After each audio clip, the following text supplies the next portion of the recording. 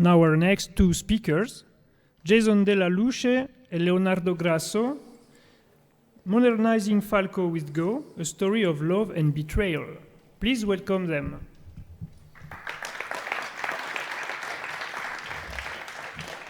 Hi everyone. In this presentation we will tell you our story with Falco and Go.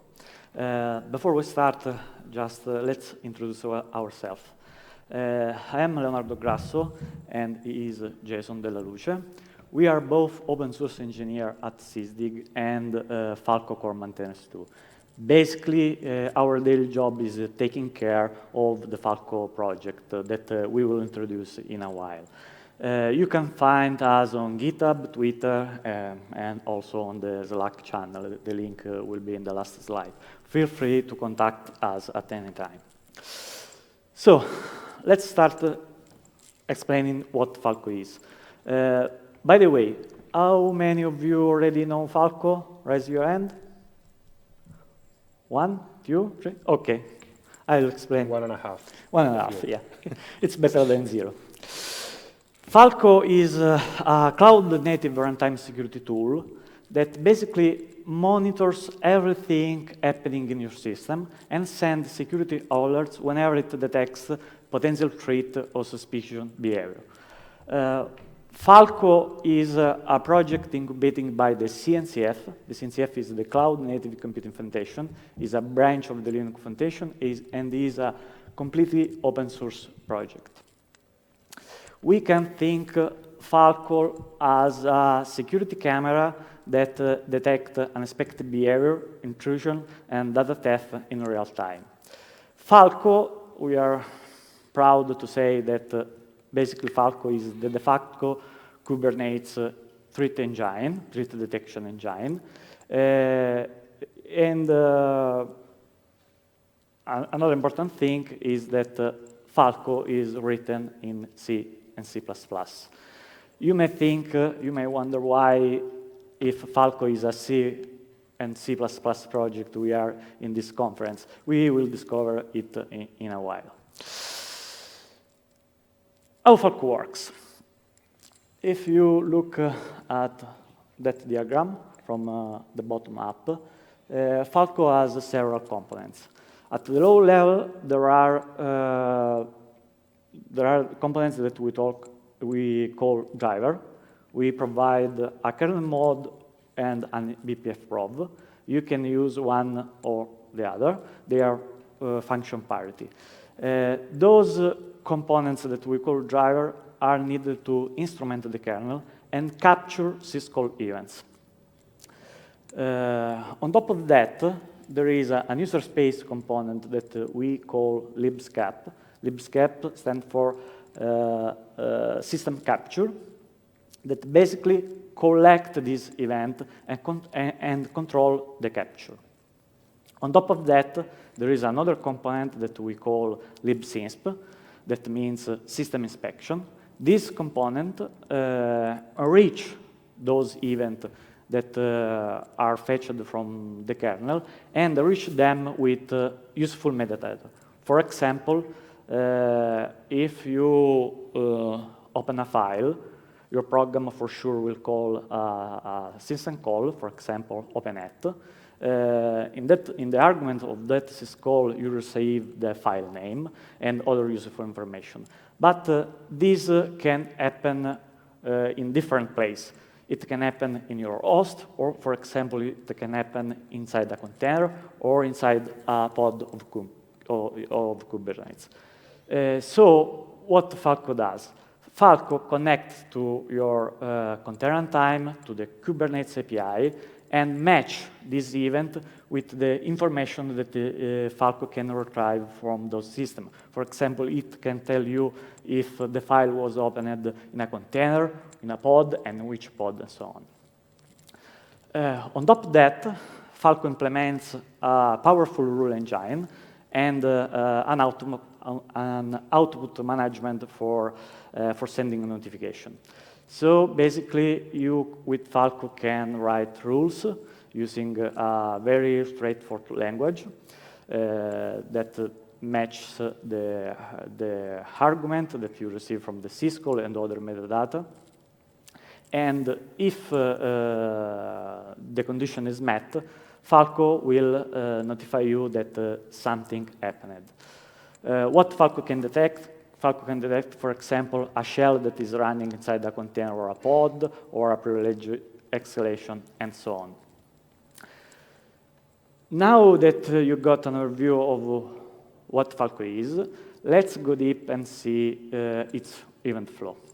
Yes. So the best way to understand how all of this works is by looking at how the data flows. And now I'm totally aware this is a terrible data flow model. I scratched this in 5 minutes during a coffee break, but this is basically it, I can tell you. So in libscap, this is all representing what's happening in user space. So let's assume that the kernel already collected system calls and pushed them in the user space area.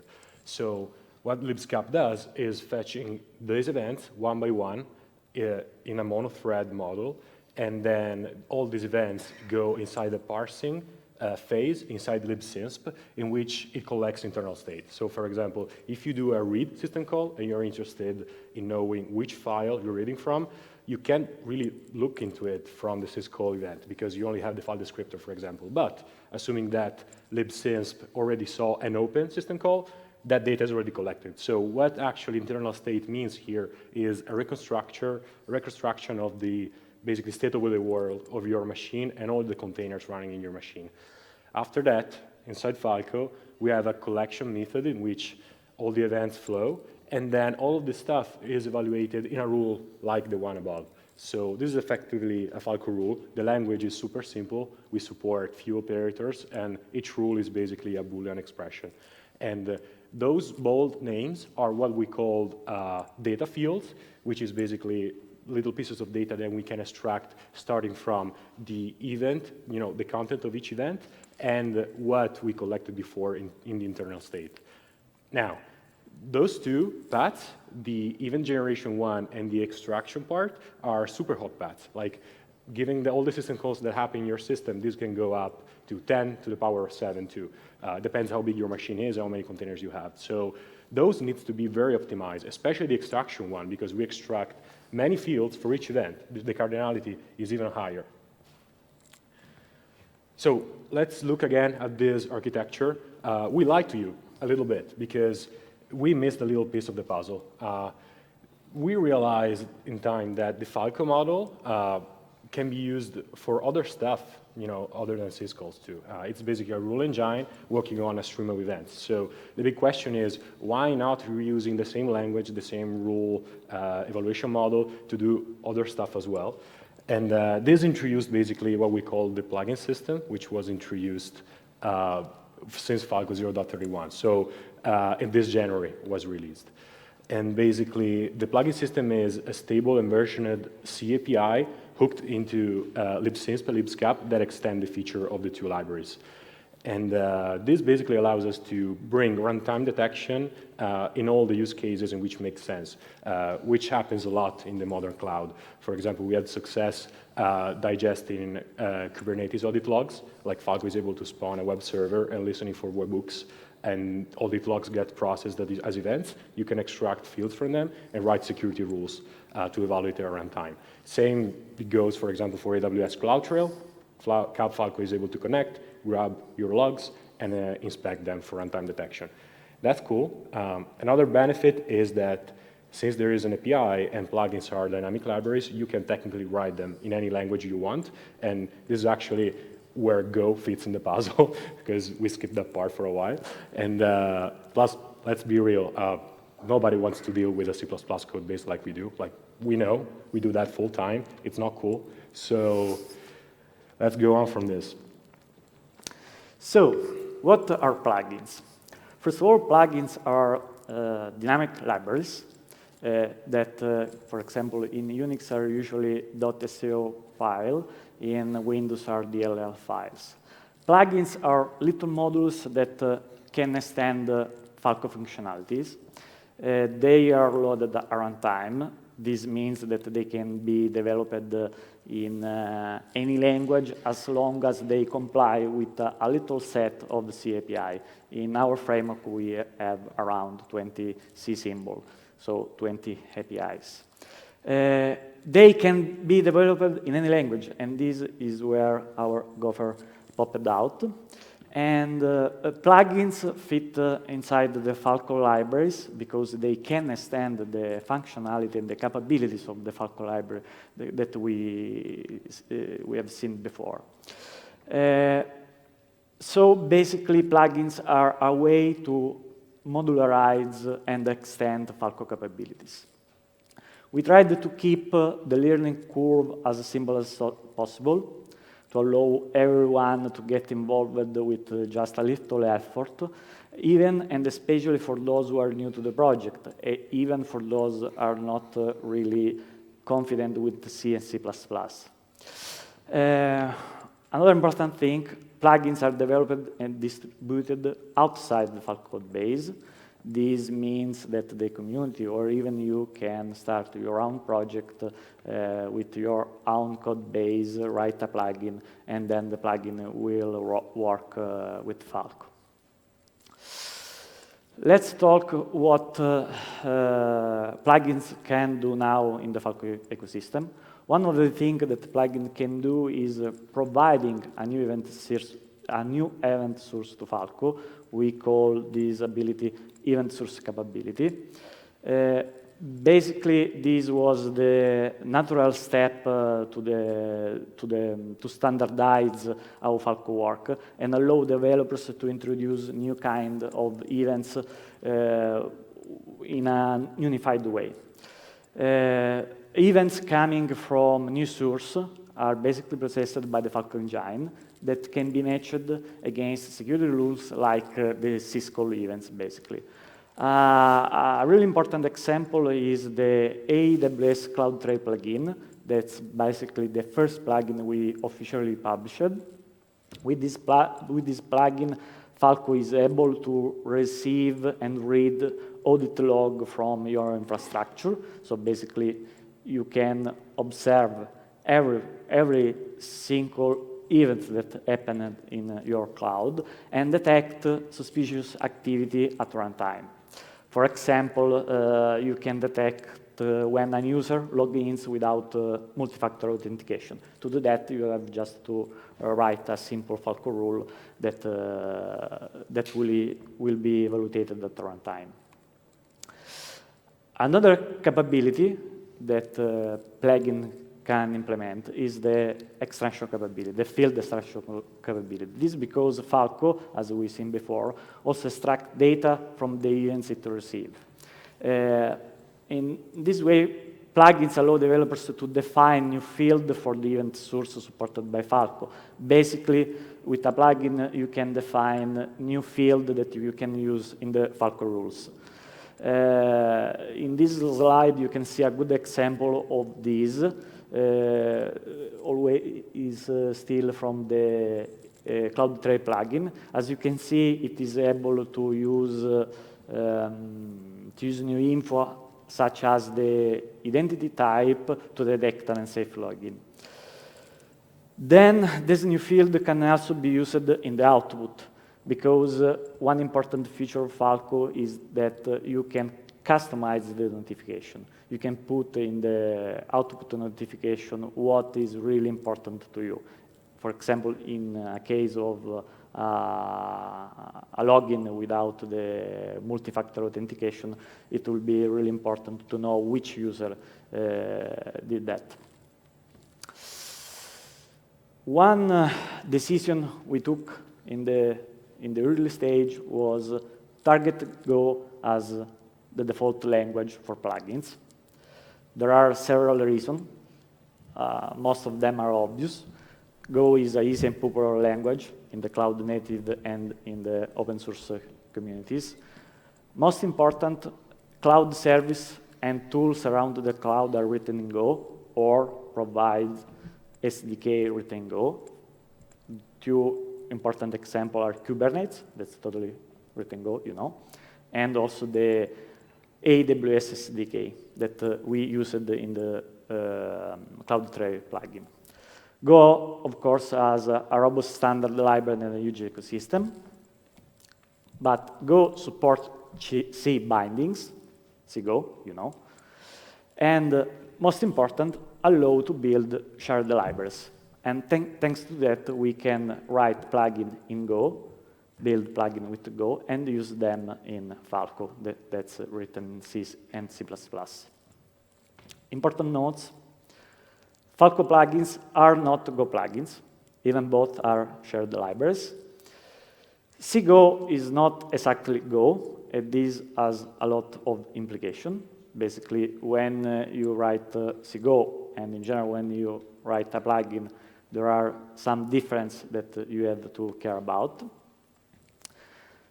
This, as a consequence of dynamic libraries, we can't ship anymore a single static binary of Falco, but this is not a big deal.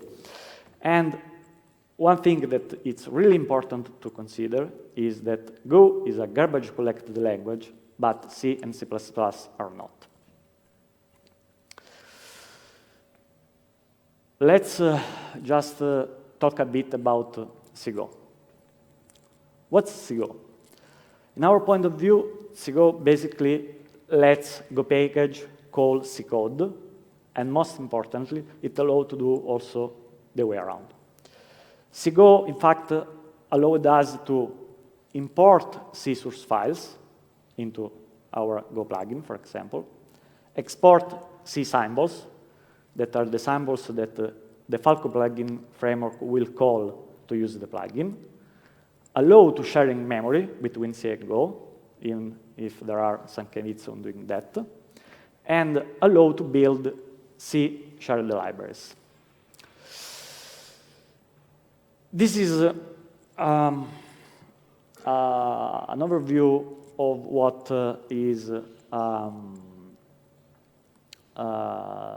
what implies calling a C function from Go.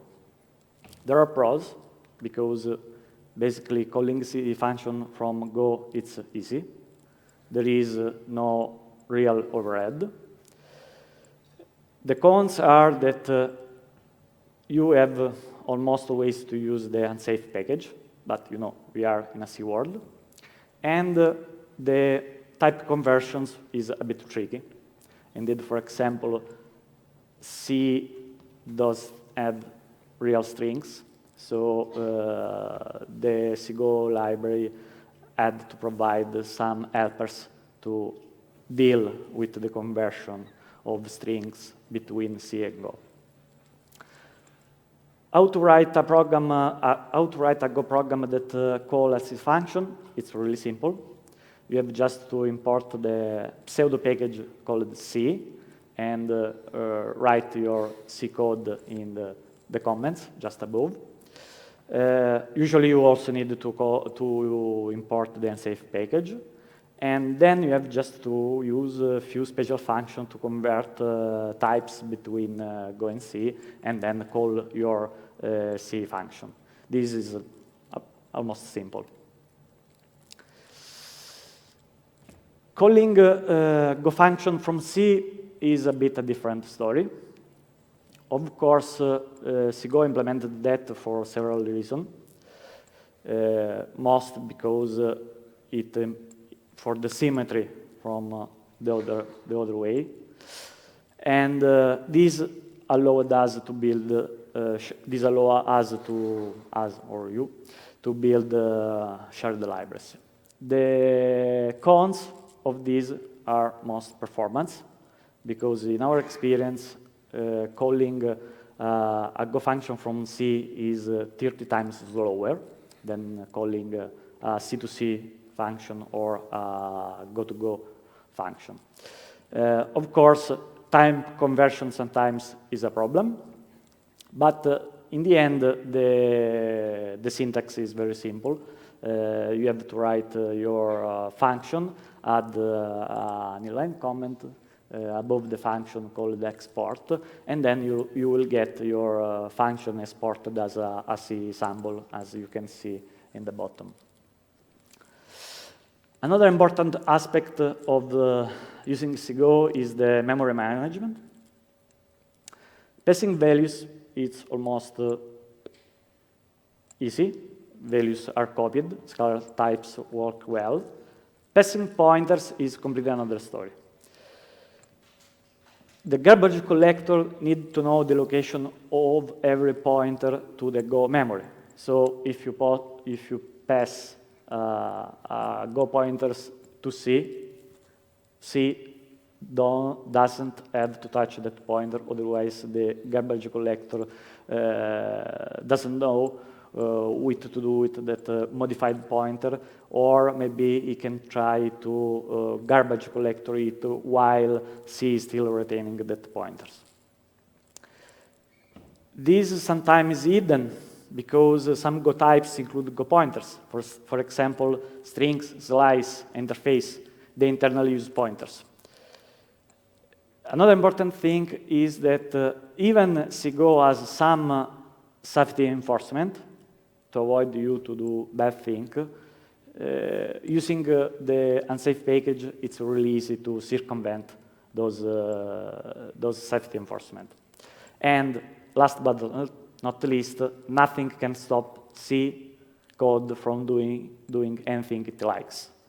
Basically, Go can't prevent that you do something wrong in the C side.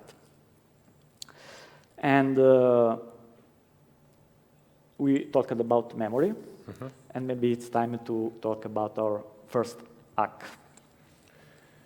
So, making it short, CGO allows us to create Go plugins and make them executable from C or C++, but doesn't match the performance requirement that Falco imposes due to the high data throughput that Falco supports. So our mission was to develop a group of hacks that actually improves performance and make that acceptable to Falco by hacking into CGO. But at the same time, we want this stuff to be stable, like CGO works-ish, but at least it's stable, it's a standard API, and we don't want to tamper that. And the first thing that we worked on is minimizing the number of memory copies. So by taking strings as an example, this is what happens on the left with regular CGO, the vanilla version. So when you pass a string from C to Go or from Go to C, there is a new allocation and memory copying involved. And that's natural because in the general case, strings are not compatible. They are encoded differently. Like Go doesn't have the null terminator. They just encode the string length. And Go strings are read-only and garbage collected, so they're not very compatible with each other. But at the same time, we don't need that sort of safety if we can hide the trick under the hood with something more like standard. And the performance penalty of doing like an allocation every time a string is passed is terrible, especially for our use case. So the concept actually works well with any sort of byte buffer, even though strings are special for many reasons. But still, we need a way to make this safe. So, yeah. We're in Go, so we can use interfaces. The idea is to create an interface that actually implements some standard interfaces and pass memory buffers around, in the standard libraries as well, without anyone noticing. So what we're aiming to do is, you probably saw this trick on Stack Overflow or somewhere else. You can basically take any sort of memory buffer, being that a slice or a C-allocated one, and mask that as a simple slice in Go. But that's definitely unsafe. What happens if you do like an out-of-bound read, or if you try to write in memory not allocated, Stack Overflow, not Stack Overflow, buffer overflow, all that sort of stuff. That doesn't work. But if we mask that with a wrapper and implement an interface, nobody notices. And we can just honor the contracts of like read, write. Like if you try to read out of bounds, we just return end of file. If we try to write out of bounds, we just return short write and all that kind of stuff. This is as a standalone module. You're free to use it for your projects as well. And this is the first building block on which we developed many other optimizations. The second hack is in the way memory is managed. So basically, the issue is CGO has to provide a way to pass around pointers between the C and the Go world without breaking the Go, passing pointers guarantees and policies. So in our case, this maps to, for every shared library, we need to allocate one or more plugins, depending, on the lifetime of Falco, and we store state in that plugin in the form of like Go variables and Go structs. And what happens is that in our APIs, the Go world is basically just passive.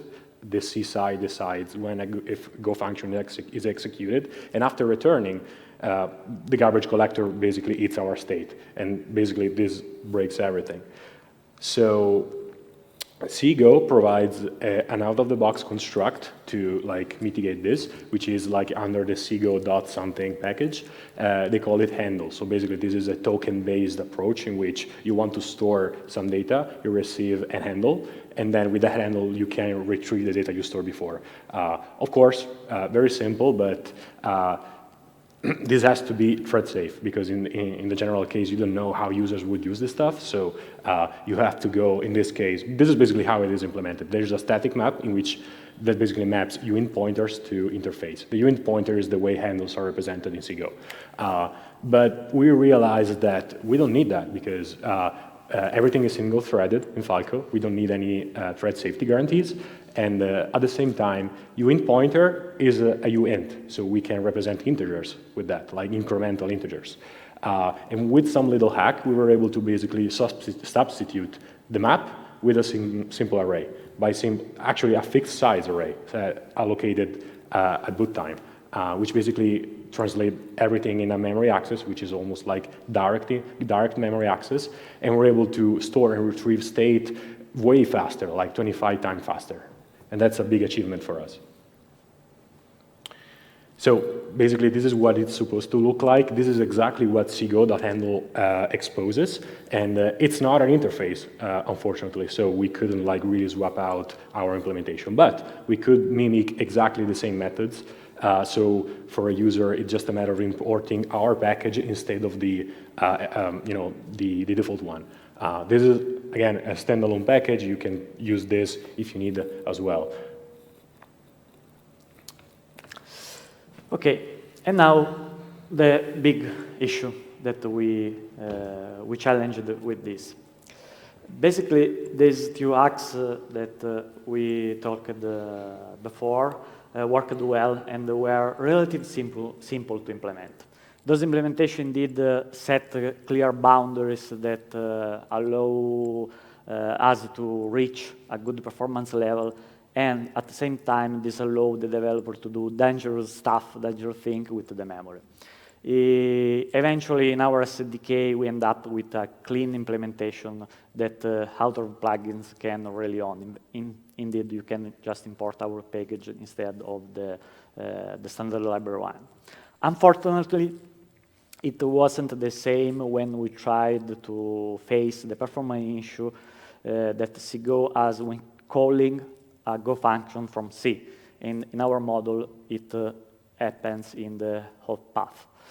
As mentioned before, the performance penalty can be 30x or more than a native C2C call or a Go-to-Go call.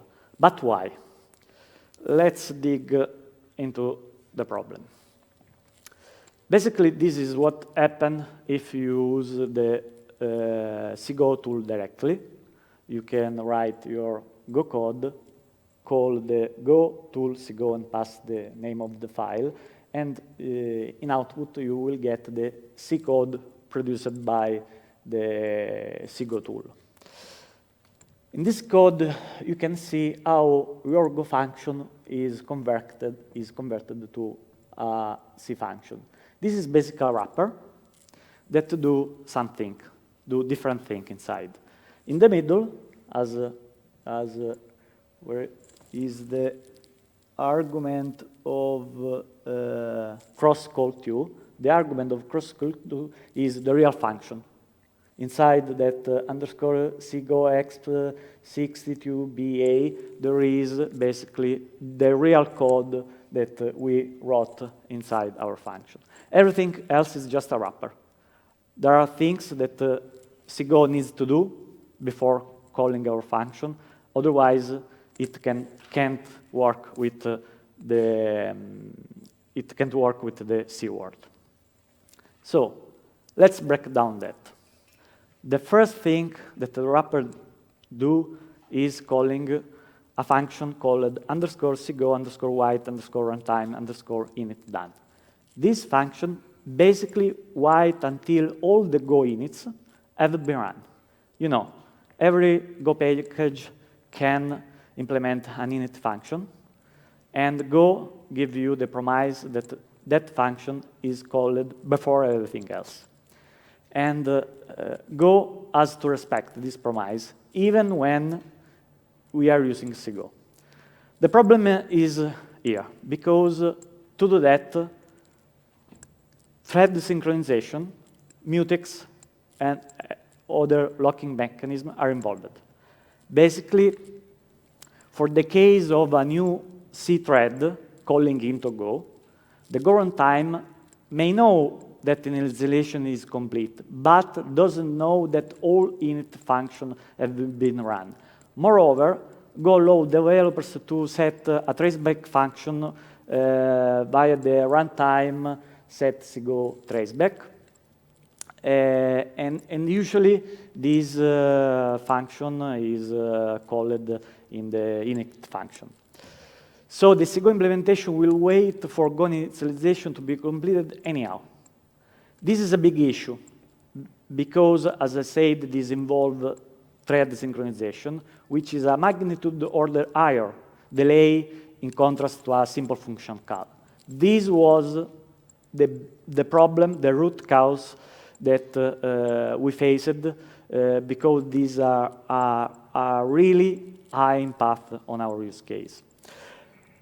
Other thing that you can find inside the wrapper is the transition from the C API to the Go API 0, because the Go API is a bit different from the C1, but this is just a translation. It will do stuff like save, see, register, call the callback, and finally pop the return value from the stack, things like that, that are not so performance intensive, so it's not a problem. And finally, the wrapper will call the cleanup of the traceback function if it was provided. And this, again, is not a big performance penalty, even if in the most case is not used. Let's see why this is so impactful for our use case. So first, one step back. Do you recall the data flow from before? So the two pieces of logic in which the plugin system hooks into and allows you to extend in Falco are the event generation part and the extraction field one. So far, we optimized everything that happened after the Go execution started. So memory access, a string and memory buffers access, that sort of stuff. But still, the latency between a call from C to Go has to be phased, and it's still not acceptable for Falco. So the next step, the last two hacks that I'm going to show you, are trying to tackle exactly this problem. So the series of hacks continues, and the first one we'll focus on is event generation, which is the first one of the scheme. So the idea is very simple here. There is a strong guarantee that event generation can provide, which is that it's idempotent. The contract is super simple. You just ask to the plugin, hey, can I have a new event? And it will just return the event or a failure, right? So the most natural strategy here is to use batching. We can just get more than one event at each iteration in order to reduce the number of C to Go calls for each event. And this is more like a matter of tuning performance depending on how much the batch is big in size and how much each event is big in an average case. So in our case, we also do a bonus point, which is using the primitives from hack 1 and reutilize always the same memory batch, which means that we put a hard cap on how much an event can be big in size, which is a matter of configuration. But at the same time, this path, that it's very hot, doesn't have any allocation at runtime. Like, it's totally free of allocation and memory copies. And the users doesn't really know this because everything is hidden behind a reader or a writer in this case. But we still need to solve the extraction problem, and as we will see, in a few minutes, this is like a fun challenge, but not as easy as the event generation one. So First, field extraction is idempotent as well, because technically you just provide an event and say to the plugin, can I have this field data extracted? And you either get the result or a failure again. But fields are extracted when evaluating Boolean formulas, so Boolean algebra is not from our side here. It's not predictable when we want to extract a field and when not. So yeah, we can do branch prediction and every sort of stuff, but that's out of the scope of this presentation. Plus, it may not be suitable for Falco depending on the performance penalty when you don't hit the right branch. So the solution here was to skip CGO entirely. So basically, we have an asynchronous worker running on the Go side, and the whole request stays in the C side, and there is a shared lock in the middle. We implemented this from scratch using C atomics, and the way the Go worker synchronizes with the C lock is through a Go to C call, which is way more optimized than the other way around. There are 4 stages. It's very simple. The Falco asks, can I have a field extraction? The Go worker synchronizes, takes the request, sends the data, and then the C side will receive it through the lock. Falco is single-threaded and doesn't run more than 1 event source in parallel, so we have a single consumer, single producer model, which is great. So bonus point here, the worker can spin like in busy wait. So we can have a low CPU usage in idle, but when we have a burst of extractions, we can just loop without sleeping or yielding and increase performance on CPU-intensive workloads. Can we do better? Answer is yes, because thinking about the fact that we share basically memory between C and Go all over the place here, why are we not doing this with the lock? The question maybe is, are C and Go atomics compatible? And I was amazed to know that actually they are, because it's not explicitly documented, but in the Go memory model, they state that Go honors sequential consistency. So as long as you do that on the C side as well, okay. As long as you do that on the C side as well, everything should work. So the code is more compact, easier to read. It's basically just that, without few decorations. It's way more performant, from 50 times to 30 times the regular C2Go call. And this was a big success for the project. But you cannot really be happy in this job. We are not entitled to feel joy. Obviously, a new requirement came out, and all this design broke down into pieces, and we became unemployed. Just kidding. Actually, the requirement is true, though. Basically, Falco started running multiple event sources in parallel, and actually this is being rolled out next week during the latest Falco release, 0.33. And basically, the guarantee of having a single consumer, single producer model falls down, and what we can do here is spawning more workers and more locks. And basically, we have a one-on-one mapping in our design for each consumer and each block, and then we have one-to-many workers with more than 1 lock assigned.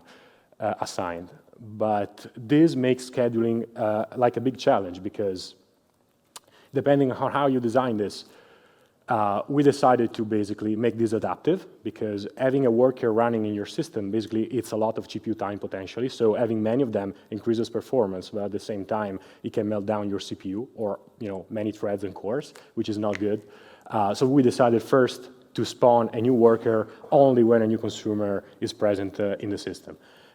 So second, they are partitioned, so there is no collision between workers depending on the locks they have to synchronize with by design. So we don't have to do back-off strategies or having an additional handshake between the workers. The last question is, what is the right amount of workers we need to spawn? The only way to find out is to make a benchmark. There's a cool tool that I pointed out, but we don't have time to look into it. Basically, the answer is naive. If you have more workers, the things are more performant. But what's the right number again? So we found out that scaling this, depending on the number of threads that the Go runtime spawns, is a good thing. And the right function for us that worked so far is the logarithm of 2. So in systems with few CPUs, we'll have a lot of workers, and when your system grows, they will start to spawn less of them. Considering all the difficulties and technical details, it was reasonable for us to introduce a pre-built SDK to develop all this stuff. We couldn't expect people to have like all the context about Falco and CGO that we achieved during all the research part. Basically, the goals were to make this performant. Like we needed this to perform as better as we can. Make this transparent, which means that all the details that we discussed before about CGO, developers don't need to know what it is about them. But at the same time, if they want to like modify the behavior of the SDK or like you just use a portion of it, they should be able to. And then the last one is, well, can't remember, but still. Yeah, we want this to be Go-ish, basically, yeah, because technically Falco plugins should be regular Go structs that you can use in other projects as well. And there are examples in which, for example, we use the CloudTrail event pooling function to do other use cases in other projects.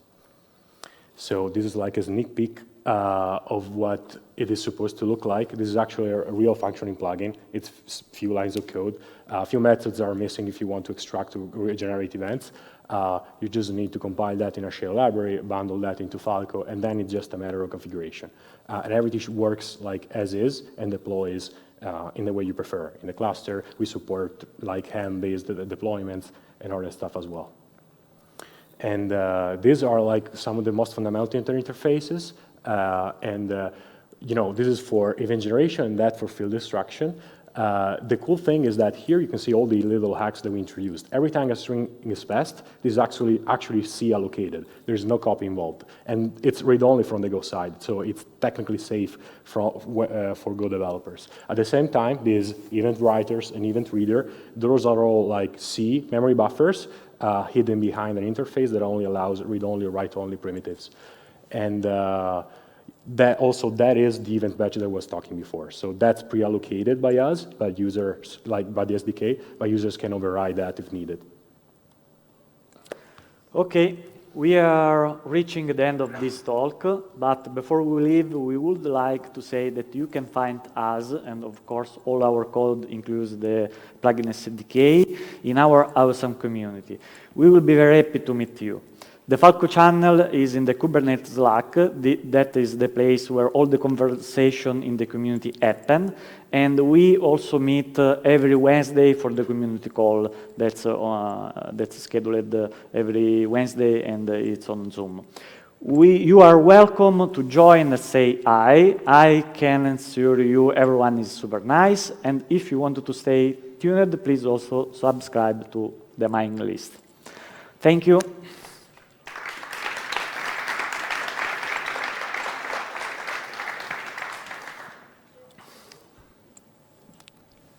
We got a question from home. Is the mic work? Yeah. Are you planning to create an SDK for us too? Yes. So asking for a friend, if you know someone that likes to write Rust code, like the goal here is to support as many languages as possible, especially the ones that the community likes. So Rust is a very good target, especially for the control you have on allocations. It's very suitable for our use cases. We don't have an initiative started yet, so each one of you that is willing to help is very welcome. We'll probably talk about this in the next few Falco releases, so it's an open topic. Falco is completely open source, so basically we are waiting for you. Just contribute to Falco. It's hard to put deadlines. Yeah. But, and you will have the Rust SDK. That is something that we need for sure.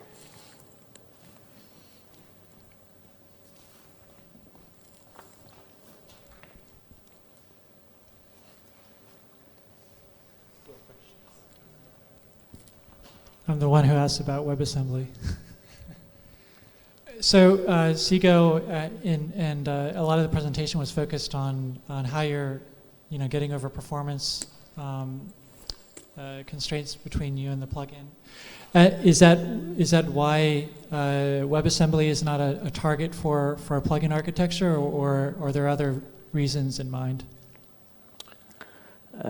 I'm not sure I understood the question because I couldn't hear it, but if the question is if WebAssembly is targeted for plugin, is that the question? Yeah, I mean, I was just kind of pulling back from the way that you've described things, that it's very performance-centric, sharing memory literally with the host and all these other things. I was wondering if, because people were asking about multiple languages, if that was discussed or just not discussed yet, or if it was discussed and dismissed, because I know sometimes people have had, pros and cons discussions. Yeah. Yeah, we already received this question during the KubeCon. Yeah, what's discussed. Basically, our goal is to support each language or platform that it's interesting for the community. Of course, we started with Go because what we see every day, a lot of folks from the community asked for Go basically because it's simple. But I totally agree that WebAssembly, but also Rust, are the next step to write plugin. We also have a C++ SDK that is under active development. Yeah, it's experimental. Yeah, we rewrote it at most 2 or 3 times, I don't remember. Yeah. And so basically the answer is yes. We will target WebAssembly too. Plus a big concern, since I experimented exactly this 1 week ago, Falco still needs to compile for WebAssembly. It's not like a very trivial thing.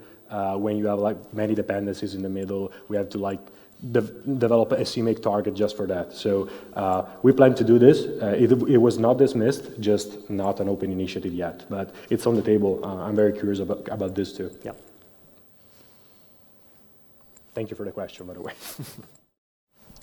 If there are no further questions, thank you both. Thank you.